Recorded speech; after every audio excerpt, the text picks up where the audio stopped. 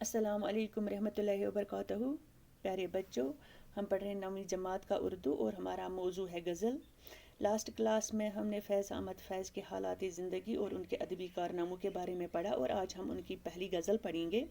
गज़ल है गुलों में रंग भरे बादी नौ बहार चले, चले भी आओ कि गुलशन का कारोबार चले। कफस उदास है यारो, सबा से कुछ तो कहो, कहीं तो बहरे खुदा आज ज़िक्र यार चले। कभी तो सुबह तेरे कुंज लब से हो आगाज़, कभी तो शब सर का कुल से मुश्कबार चले। बड़ा है दर्द का रिश्ता ये दिल गरीब सही, तुम्हारे नाम पे आएंगे गम गुसार चले। जो हम पे गुजरी सो गुजरी मगर शब हिजरा, हमारे अश्क तेरी आकिबत संवार चले। हुजूर यार हुई दफ्तर जुनू की तलब, गिरह में लेके गरेबां का तार तार चले। मुकाम फैज़ कोई राह में जचा ही नहीं, जो कोई यार से चल निकले तो सोएदार चले। गज़ल का जो पहला शार है ये मक्ता कहलाता है, यानी इसे मक्ता कहेंगे। इसमें जो काफ़िया और रदीफ़ है वो यकसा हैं, यानी ये हम काफ़िया और हम रदीफ़ है। बाकी जो गज़ल है इसी काफ़िए और रदीफ़ पर कही गई है, जैसे कारोबार चले, यार चले, मुश्कबार चले, गम गुसार चले। तो पहले गज़ल की तशरीह पढ़ेंगे। गुलों में रंग भरे बादे नौ बहार चले, चले भी आओ कि गुलशन का कारोबार चले।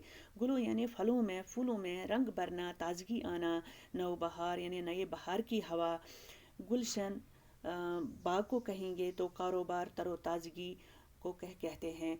तो ये जो शायर हैं फैज़ अहमद फैर, इनको इनकलाब पसंद शायर कहते हैं। इनकी शायरी में इसकी शायरी में जो अल्फाज इस्तेमाल होते हैं वो आम शायरी में होने वाले अल्फाजों से इनका जो माने होता है वो मुख्तलिफ होता है। जैसे ये कफ़स कैद खाने के लिए इस्तेमाल करते हैं, चमन वतन के लिए, इसी तरह रात जालिमों के जुल्म के लिए, और सहर जो है वो आज़ादी या वतन के लिए इस्तेमाल करते हैं। यानी ये जो महबूब इसमें अपनी गज़ल में इस्तेमाल करते हैं महबूब का नाम, तो ये अपने वतन के लिए ये लफ्ज़ इस्तेमाल करते हैं। तो पहली जो गज़ल है गुलों में रंग भरे बादी नौ बहार चले, तो शायर अपने महबूब से मुखातिब है कि ए मेरे महबूब, नई बहार जो है शुरू हो चुकी है, लेकिन मेरा बाग जो है वो वीरान पड़ा है, मेरा चमन जो है वो वीरान है। एक बार तुम चले आओ, तुम्हारे आने से मेरे बाग की जो रौनक है वो बढ़ जाएगी, इसमें जो फूल हैं उनमें नई ताज़गी आएगी। तो शायद शायर चाहते हैं कि मेरा वतन आज़ाद हो, और ताकि आज़ादी के साथ ही मेरे वतन का जो कारोबार रुका पड़ा है वो फिर से शुरू हो जाए। कफस उदास है यारो, सबा से कुछ तो कहो, कहीं तो बहरे खुदा आज ज़िक्र यार चले। कफस पंजरा यानी कैद खाने को कहते हैं, उदास गमगीन सबा हवा को कहते हैं, और बहरे खुदा यानी खुदा के लिए। शायर अपने दोस्तों से मुखातिब है, ए मेरे दोस्तों, इस हवा से कहो कि मेरा जो चमन है वो उदास है, वो गमगीन है। कहीं पर तो मेरे महबूब का जिक्र चल रहा होगा, ये जाकर मेरे महबूब की खबर लाए, ताकि मेरे चमन की ये जो उदासी है, ये गमगीनी है, ये ख़त्म हो जाए। फिर है कभी तो सुबह तेरे कुंज लब से हो आगाज़, कभी तो शब सर काकुल से मुशबार चले।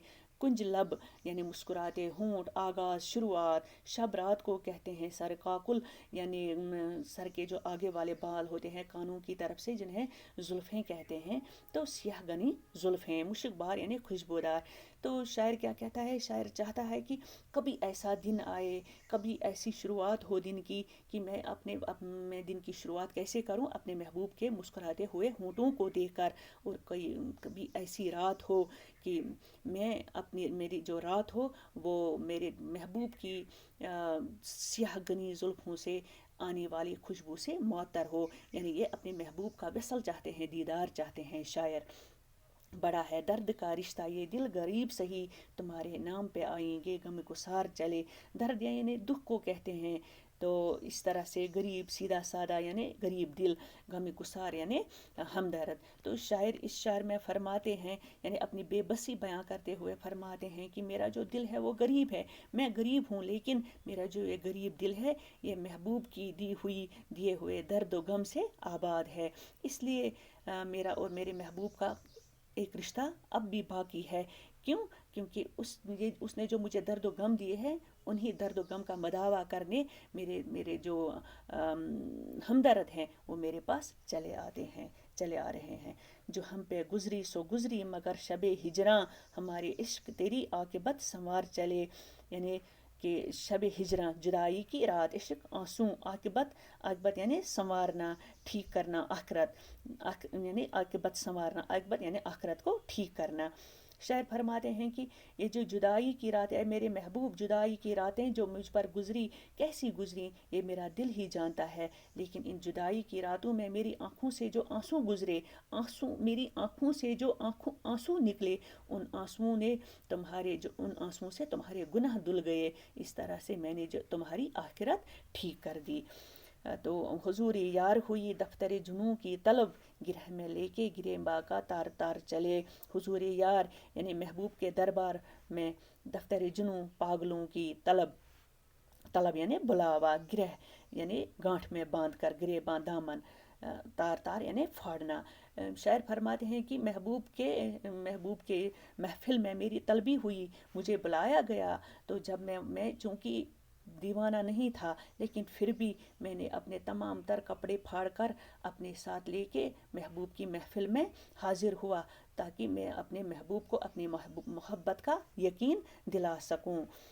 پھر ہے مقام فیض کوئی راہ میں جچا ہی نہیں، جو کوئی یار سے نکلے تو سوئے دار چلے. مقام یعنی جگہ. تو یہ جو شعر ہے یہ اس غزل کا مقطع ہے، کیونکہ شاعر نے اس میں اپنا تخلص استعمال کیا ہے. جچا ہی نہیں یعنی کوئی اچھا لگا ہی نہیں، کوئی یار یعنی کوچا گلی، سوئے دار یعنی پھانسی کا پھندا.